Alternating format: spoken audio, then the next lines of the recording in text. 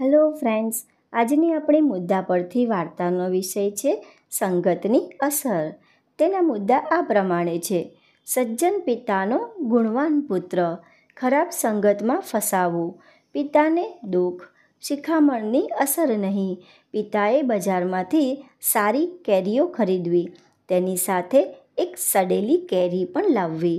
પુત્રને બોલાવવો, તે સારી કેરીઓ સાથે સડેલી કેરી મૂકવા માટે કહેવું. બીજા દિવસે કેરી ખાવા માટે કહેવું. કેટલી કેરીઓ સડેલી, પુત્ર પર અસર. તો ચાલો શરૂ કરીએ વાર્તા સંગતની અસર. સુંદરપુર નામનું એક સુંદર ગામ હતું. ગામમાં રમણભાઈ નામે એક સજ્જન રહે. તેમને કેશવ નામનો એકનો એક પુત્ર હતો. કેશવ બાળપણથી ખૂબ ગુણિયલ અને ભણવામાં હોશિયાર વિદ્યાર્થી હતો. શાળામાં ગુરુજનો અને ઘરે માતા પિતાની આજ્ઞાનું પાલન કરે. કેશવ રોજ સવારે વહેલો ઉઠી માતા પિતાને વંદન કરે તથા સ્નાન કરી પૂજાપાઠ કરે. પછી ભણવા બેસે.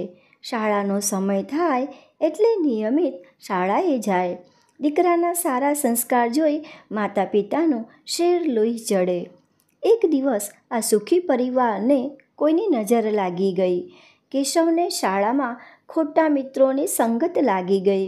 હવે તે શાળામાં તાસભંગ કરી ગામના પાદરે ટોળી મિત્રો સાથે સોગઠા રમે, ગપ્પા મારતો, ઘરે પણ મોડા સુધી સૂઈ રહેતો અને અભ્યાસ પ્રત્યે બેધ્યાન રહેતો. એક દિવસ શાળામાંથી ફરિયાદ આવી ત્યારે રમણભાઈના પગ તળિયેથી જમીન સરકી ગઈ હોય તેવું તેમને લાગ્યું. તેમને ઘણું દુઃખ થયું. ઘરે આવી કેશવને ઠપકો આપ્યો અને ખોટા મિત્રોની સંગત છોડી દેવા શિખામણ આપી. પરંતુ કેશવના વર્તન પર તેની કોઈ જ અસર જણાઈ નહીં. એક દિવસ રમણભાઈ બજારમાંથી કેરીઓનો ટોપલો ખરીદી લાવ્યા. સાથે એક બગડેલી કેરી પણ લાવ્યા. ઘરે આવી રમણભાઈએ કેરીનો ટોપલો પત્નીને આપ્યો અને સડેલી કેરી કેશવને આપી અને કહ્યું, પેલા કેરીના ટોપલામાં આ સડેલી કેરી મૂકી દે. બીજે દિવસે રમણભાઈએ કેશવને ટોપલામાંથી ખાવા માટે કેરી લાવવા કહ્યું. કેશવ તો ટોપલો જોઈ આશ્ચર્ય પામ્યો.